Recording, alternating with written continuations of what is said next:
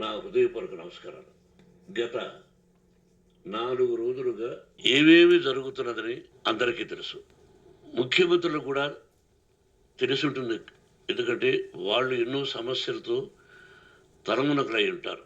కానీ ఎవరో ఆయన పర్సనల్ సెక్రటరీస్ చెప్పుండొచ్చు. నా హృదయంలో ఉండే ఆవేదన ఏమిటంటే, కుటుంబ సమస్యల్లో ఎవరైనా పర్మిషన్ లేకుండా ఇతరులు జోక్యం చేసుకోవచ్చా? మీరే ఆలోచించండి. 100% అనాల్సిన అవసరం లేదు. కనీసం 95-99% కుటుంబ సమస్యలు ఉంటూ ఉంటాయి. మేమంతా నటులం కాబట్టి మా విషయాలు, పాపులర్గా ఉన్న రాజకీయ నాయకుల విషయాలు, కొంతమంది ఉన్నవి లేనివి, లేనివి ఉన్నవి చెబుతూ ఉంటారు. చెప్పేవాడు కూడా ఆలోచించాలి, వాళ్ళ మనసులు, వాళ్ళ కుటుంబ సమస్యలు అని. ఇదంతా ప్రజలకు తెలుసు. కానీ ఎందుకులే మన పనులు మనం చేసుకుందాం అని అందరూ సైలెంట్గా ఉన్నారు. ఇప్పుడు ప్రజలు కూడా, కొంతమంది రాజకీయ నాయకులు కూడా ఆలోచించుకోవాల్సిన విషయం. విజువల్స్ చూడండి, టీవీల్లో వస్తున్నాయి, మీడియా, సోషల్ మీడియాలో వస్తుంది. రాత్రి 8 గంటలకు గేటు తోసుకుని నా బిడ్డ మనోజ్ కుమార్ వచ్చాడు. అది రైటా రాంగా పర్సనల్ విషయం, తర్వాత మాడుకోవచ్చు. పత్రికాధిపతులు, అది పత్రికా సోదరులు 4 రోజుల నుంచి నా ఇంటి ముందు మనుషులను పెట్టుకొని, వ్యాన్లు పెట్టుకొని అలా ఉండడం ఎంతవరకు న్యాయం? నేను ఎప్పటికీ బయట పోతున్నప్పుడు చెప్పాను, అందరికీ నమస్కారం అయ్యా, మీకు కుటుంబ సభ్యులు ఉన్నారు, దయచేసి నా సమస్యను నేనే పరిష్కరించుకుంటాను నా బిడ్డలతో, దీన్ని చిలవలు పలవలు చేయొద్దండి, దయచేసి నన్ను గౌరవించండి, నేను ప్రజలకు ఏం చేస్తున్నాను ఒక విద్య ద్వారా అనేది మీకు తెలుసు. నటుడిగా మీ అందరికీ తెలుసు.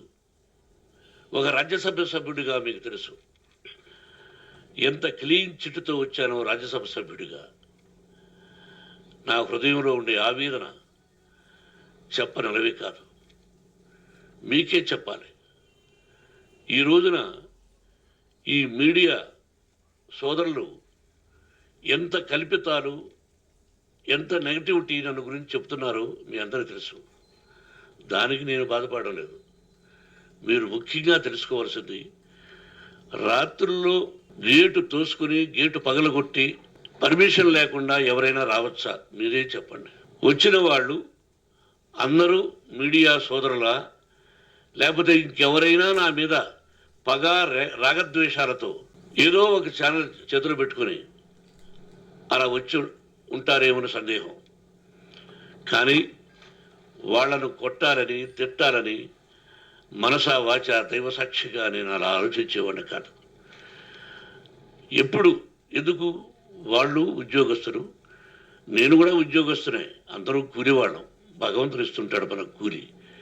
ఎవరికి ఏమిటనేది ఆయన నిర్ణయిస్తాడు. ఇది మీ అందరికీ తెలుసు. వాళ్ళకు నేను చెప్పినా వినకుండా ముందు నమస్కారం పెట్టాను. అయినా అతను నేను కొట్టామనే చెప్తున్నారు తప్ప, మైక్ తీసుకెళ్ళి నోట్లో పెట్టాము, నా కన్ను పోవలసింది. కన్ను పోయి ఉంటే అప్పుడు నేను కేసులు పెట్టాలి. నా కన్ను పోలేదు, కొంచెం తగిలింది కంటి కింద, నేనే ఎస్కేప్ అయ్యాను. లేకపోతే నా జీవితం గుడ్డిదయ్యేది. అతనికి తల కాదు, చెంప మీద తగిలిందన్నారు. ఓకే, ఆ చీకట్లో ఎలా జరిగిందన్నది వాస్తవమే. మైకు లాక్కోవడం, వాడు నన్ను కేకలేయడం, ఆ దీనిలో ఘర్షణ జరిగింది. నేను కొట్టిన దెబ్బ అతనికి తగిలింది అన్నారు. దానికి హృదయపూర్వకంగా బాధపడుతున్నా. అతను నాకు తమ్ముడే. ఒక తల్లి బిడ్డలం కాకపోయినా I love them, I like them. అటువంటిది ఈ రోజుకి బాధపడుతున్నా నేను. అయ్యో, అతని భార్య ఎంత బాధపడుతుందో, అతని పిల్లలు ఎంత బాధపడుతున్నారు అని నేను ఆలోచిస్తున్నా. మరి నేనెంత ఆవేదనకు గురి హాస్పిటల్లో అయ్యానో. నటించింది సినిమాలో నటిస్తాను తప్ప నిజ జీవితంలో నటించాల్సిన అవసరం లేదు. నాకున్నది ఒకటి ధైర్యం, సాహసం, నీతిగా, న్యాయంగా, ధర్మంగా బ్రతకాలన్నది నా ఆలోచన. ఎందుకు కొట్టాలి? గేటు బయటుండి నేనేమైనా అసభ్యకరంగా వాళ్ళని కొట్టుంటే డెఫినెట్గా నా మీద 50 కేసులు కాదు 100 కేసులు పెట్టి నన్ను అరెస్ట్ చేయొచ్చు. లేకపోతే నేనే పోలీస్ స్టేషన్ పోయి, అయ్యా ఆవేశంలో నా ఇంటి బయట ఉన్న వాళ్ళని కొట్టాను, నాది తప్పే అని పోలీస్ స్టేషన్కి ధైర్యంగా వెళతాను. కానీ ఇంటి లోపలికి వచ్చి నా ఏకాగ్రతను, నా మనశ్శాంతిని భగ్నం చేశాడు.